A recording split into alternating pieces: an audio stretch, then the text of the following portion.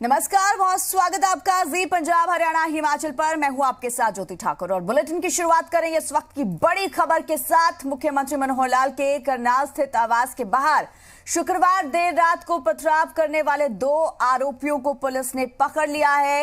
ये बड़ी खबर, शुक्रवार रात को पथराव किया गया था जिसे करने वाले 2 आरोपियों को पुलिस ने दबोच लिया है। अभी 5 आरोपी पुलिस की गिरफ्त से बाहर चल रहे हैं और पुलिस का दावा है कि जल्द ही उन आरोपियों को भी पकड़ लिया जाएगा। प्राथमिक पूछताछ में दोनों आरोपियों ने बताया है कि वो शहर में अपने नाम की दहशत फैलाना चाहते थे और इसी वजह से उन्होंने सीएम आवास पर पथराव किया। इस मामले में पुलिस ने सीएम आवास पर सुरक्षा में तैनात सिपाही की शिकायत पर 7 आरोपियों के खिलाफ जान से मारने का प्रयास सहित विभिन्न धाराओं में मामला दर्ज किया है। तो पुलिस ने 2 आरोपियों को गिरफ्तार किया। 5 हालांकि अभी भी फरार चल रहे हैं, जिन्हें जल्द गिरफ्तार करने की कोशिश पुलिस की ओर से की जा रही है। पुलिस पूछताछ में पकड़े गए दोनों आरोपियों ने कबूल किया है कि वो शहर में अपने नाम की दहशत फैलाना चाहते थे, जिसकी वजह से सीएम आवास के बाहर पथराव किया गया। और चुनावी नतीजों के बाद हरियाणा के मुख्यमंत्री मनोहर लाल दिल्ली दौरे पर हैं। शनिवार को सीएम नई दिल्ली स्थित हरियाणा भवन पहुंचे। दिल्ली दौरे के दौरान पार्टी आलाकमान और केंद्रीय मंत्रियों से मुलाकात कर सकते हैं। उम्मीद जताई जा रही है कि इस मुलाकात के दौरान वो प्रदेश के कई बड़े मुद्दों को लेकर भी चर्चा करेंगे। ये बड़ी खबर और अहम जानकारी आपको दे रहे हैं। दिल्ली दौरे के दौरान पार्टी आलाकमान से मुलाकात, इसके अलावा केंद्रीय मंत्रियों से मुलाकात हरियाणा के सीएम मनोहर लाल कर सकते हैं। तो हरियाणा के मुख्यमंत्री मनोहर लाल दिल्ली दौरे पर हैं। शनिवार को सीएम नई दिल्ली स्थित हरियाणा भवन पहुंचे। बीते दिन से वो दिल्ली में ही मौजूद है और अब दिल्ली दौरे के दौरान पार्टी आलाकमान से मुलाकात कर सकते हैं। इसके अलावा केंद्रीय मंत्रियों से भी मुलाकात संभव मानी जा रही है। ऐसे में उम्मीद है कि इस मुलाकात के दौरान वो प्रदेश से जुड़े कई बड़े मुद्दों को लेकर भी केंद्रीय मंत्रियों के साथ और आलाकमान के साथ चर्चा कर सकते हैं। और यह अहम जानकारी, हरियाणा के मुख्यमंत्री मनोहर लाल दिल्ली दौरे पर हैं। बीते दिन वो दिल्ली पहुंचे और दिल्ली स्थित हरियाणा भवन में पहुंचे, जिसके बाद आज भी वो फिलहाल दिल्ली में मौजूद हैं। केंद्रीय मंत्रियों से उनकी मुलाकात का कार्यक्रम हो सकता है। इसके अलावा पार्टी आलाकमान के साथ भी मुलाकात संभव मानी जा रही है, जिसमें हरियाणा से जुड़े कई मुद्दों को लेकर चर्चा कर सकते हैं।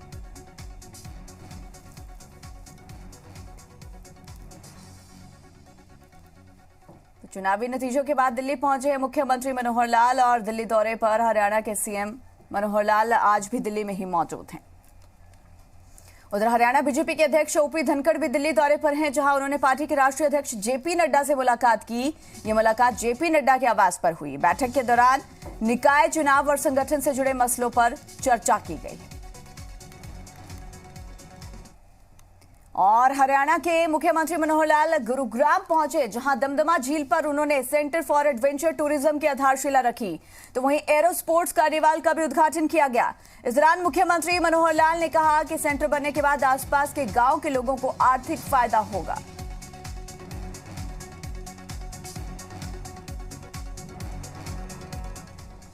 चलिए सीधा रुख करेंगे अमृतसर का, जहां पर भगवत मान अमृतसर के लिए रवाना हो गए। सीधा तस्वीरें वहां से मिल रही हैं। जिथे जा रहे हैं उत्थे कोई मुख्य मंत्री नहीं, उत्थे कोई प्रधानमंत्री नहीं, उत्थे सारे इक्को ने, इक्को जे ने।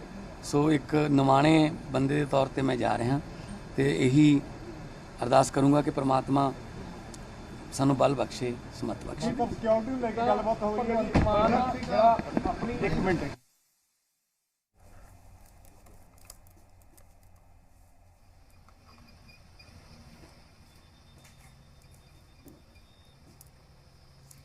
तो अब पंजाब के नवनिर्वाचित मुख्यमंत्री, जो कि बहुत जल्द शपथ लेंगे, अमृतसर के लिए रवाना हुए हैं और उनका ये पूरा काफिला इस वक्त तस्वीरों में आप देख सकते हैं। अमृतसर के लिए भगवत मान रवाना हो रहे हैं। आपको बता दें कि 16 मार्च को शपथ ग्रहण समारोह है, लेकिन उससे पहले अमृतसर के लिए आज रवाना हो रहे हैं भगवत मान।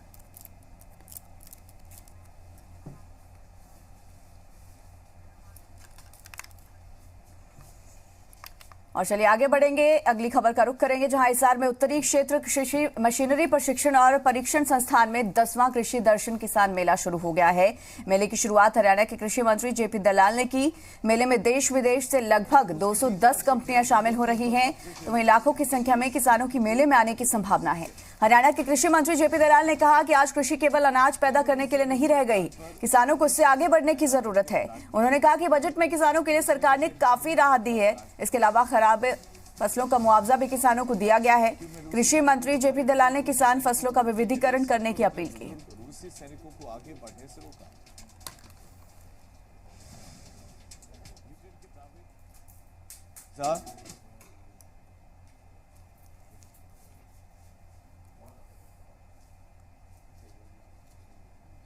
उस तरह की स्कीम लेकर के मदद करने को तैयार है। 14 फसलें हम खरीदते हैं, माइक्रो इरिगेशन पर हम 85% सब्सिडी देते हैं, मैकेनाइजेशन के लिए हमारा पूरा ध्यान है। जितनी भी मशीनें हैं हम इन पर सब्सिडी देने को तैयार हैं, किसान को, एफपीओ को, या कस्टम हायरिंग सेंटर के लिए। और सिंचाई के लिए हमारा बजट 1.5 हो गया है। कृषि का बजट इस बार 28% बढ़ा है। मंडियों का निर्माण हम हज़ारों करोड़ रुपए का और करवा रहे हैं। कोई भी किसान हितैषी कदम कर उठाना हो, प्रदेश की किसी सरकार में कोई किसान हितैषी योजना हो, उससे बेहतर योजना हम हरियाणा सरकार देने को तैयार है। और कुरुक्षेत्र की बात करेंगे, जहां के इस्माइलाबाद में आयोजित कार्यक्रम में पहुंचे हरियाणा के खेल मंत्री संदीप सिंह ने कहा कि हर युवा का एक लक्ष्य होना चाहिए और सभी को उसे हासिल करने के लिए लगातार कोशिश करनी चाहिए। खेल मंत्री ने साल भर अलग अलग गतिविधियों में बेहतरीन प्रदर्शन करने वाली छात्राओं को सम्मानित किया। उन्होंने कॉलेज में निर्माण के लिए 5 लाख, बैडमिंटन कोर्ट बनाने के लिए 2.5 लाख रुपए और टेबल टेनिस के लिए सामान देने की घोषणा भी की।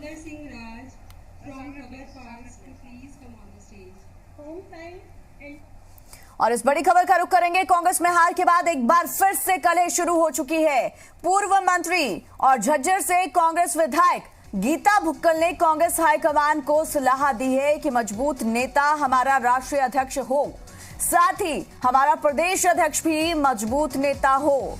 गीता भुक्कल की ओर से यह बड़ा बयान सामने आया। उन्होंने कहा कि रुतबे वाले नेता कांग्रेस हाईकमान अध्यक्ष बनाए। जिस नेता का जनता में रुतबा है उसी नेता को कांग्रेस हाईकमान अध्यक्ष बनाया जाए।